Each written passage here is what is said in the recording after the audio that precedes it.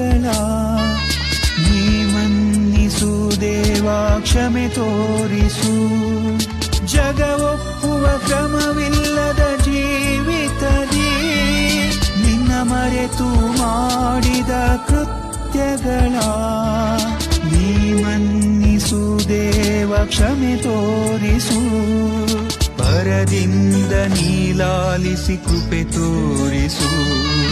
ನಮಗಂಟಿದ ಪ್ರತಿಶಾಪವ ನೀಗಿಸು. ಕರುಣಾಕರ ದೇವ, ಕ್ಷಮೆ ತೋರಿಸು. ಕೃಪಸಾಗರ ದೇವ, ದಯೆ ತೋರಿಸು. ಕರುಣಾಕರ ದೇವ, ಕ್ಷಮೆ ತೋರಿಸು.